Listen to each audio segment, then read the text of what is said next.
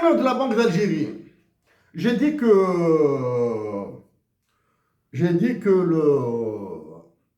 la Banque centrale est un gourbi, fort crématoire, c'est une chambre à gaz, tout ce que vous voulez. J'ai dit que le directeur général de la BNA, que ce soit l'actuel ou le futur, ils iront en prison. Ça, c'est certain.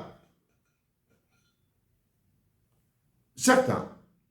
À moins qu'aucun accepte d'être directeur général de la BNA, ce sera un intérimaire.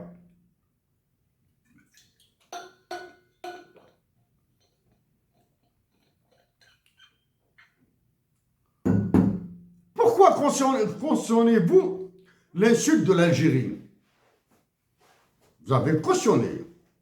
Après ça, la fin de sa mission, à travers l'APS, c'est Tsangari, l'économiste du FMI, qui s'est prononcé. Aucun membre du gouvernement algérien n'a dit un mot sur ce que fait le FMI et la Banque mondiale, parce que la Banque mondiale, elle est en science, hein, mais elle est à Alger, là. Vous acceptez cette indignité? Un économiste étranger qui parle à la place du gouvernement d'un pays comme l'Algérie, c'est pour cette raison que j'ai demandé à Liam Zawal et à Toubir de parler là, pour arrêter ce massacre. Vous acceptez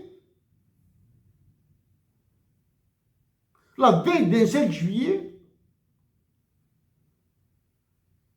parce qu'il n'y a plus de Boudiaf, parce qu'il n'y a plus de Belmehdi en Algérie, parce que Boudiaf assassiné le 29 juin et le 5 juillet, une nouvelle race de généraux a été promue. D'accord? 5 juillet, un nouveau groupe de généraux. C'est comme si les généraux brillent par le truc là. En plus de cette insulte, l'économiste de la Banque mondiale qui s'exprime à la place des ministres ou machin ou généraux algériens. Il y a une autre honte. Croyez-vous qu'elle m'est échappée? Concernant la finance islamique, vous confirmez que les clients tous les clients dépositaires d'argent à la BNA sont des otages. Je passe dessus. Clients de la BNA otages, tant pis pour eux. Voilà. Vous demandez au ministre des Affaires religieuses d'annoncer l'abandon par l'État des biens habous waqfs. En arabe, on les appelle al-awqaf. Waqf, ce sont les biens des organisations religieuses. Même en anglais, on dit waqf. Même en anglais, il existe, parce qu'il y a des pays islamiques qui ont certaines règles économiques appliquées entre eux. Donc, c'est le ministre, parce qu'il s'agit de biens dans la tradition algérienne et kabyle en particulier.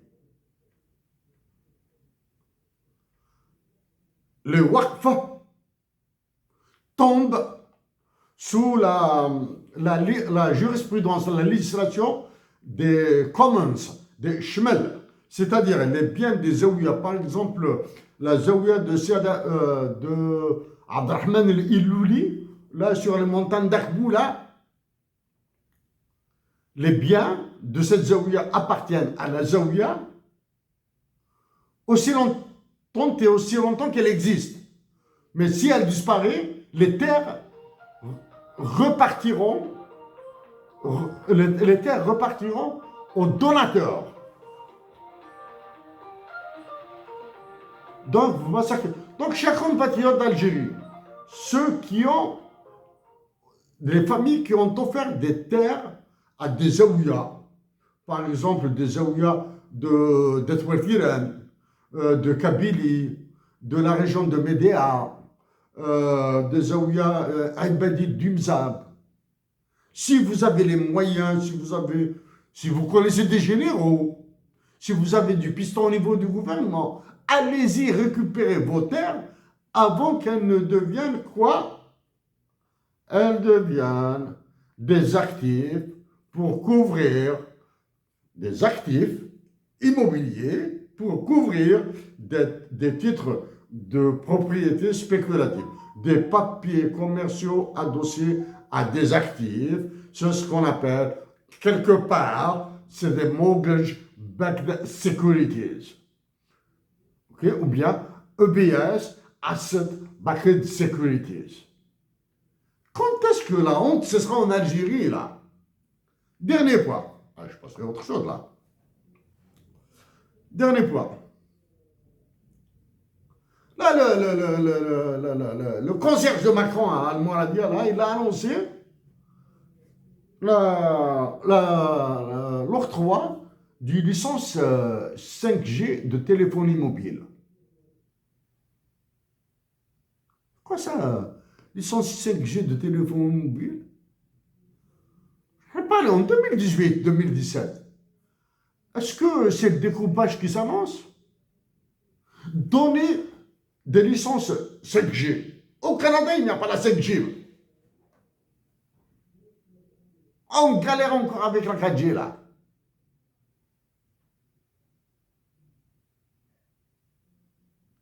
Donner la 5G, donner la 6e génération, la 6G, donner autant de licences à qui vous voulez. Mais rendez la téléphonie fixe, gratuite. Parce que derrière la téléphonie mobile, là, il y a le dégroupage qui est en jeu. Rendez la téléphonie locale fixe, de landlines, et gratuite.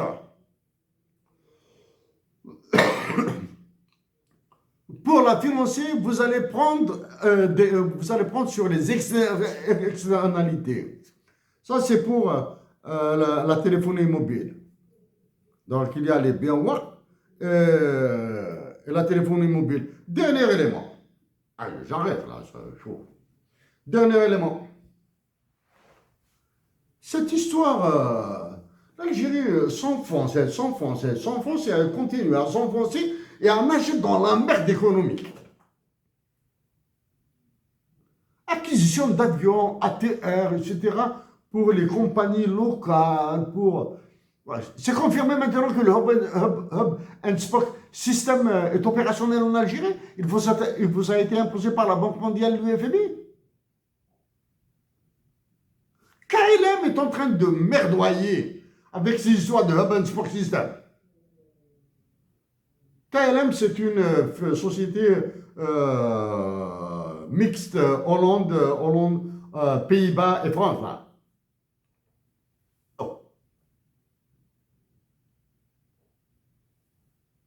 Arrêtez là. Arrêtez. En parlant de... Maintenant, puisque je parle de l'aviation, du transport aérien, il y a les années 90, à peu près 2000. 2000, ça, le temps, c'est tellement long, 25 ans, de 2000 à 2025, ça fait déjà 25 ans là. Hein. Il y avait une compagnie privée, Tassili Airlines, etc., Tassili Airlines, pour desservir le Hassim Saoud, je ne sais pas là. Maintenant, c'est l'État qui va la racheter. C'est-à-dire, la compagnie a coulé, l'État va la racheter, et en surfinancement, en surcoût, c'est-à-dire avec un prix gonflé, parce qu'ils vont se sucrer dessus, etc. Arrêtez là. Arrêtez. Bon.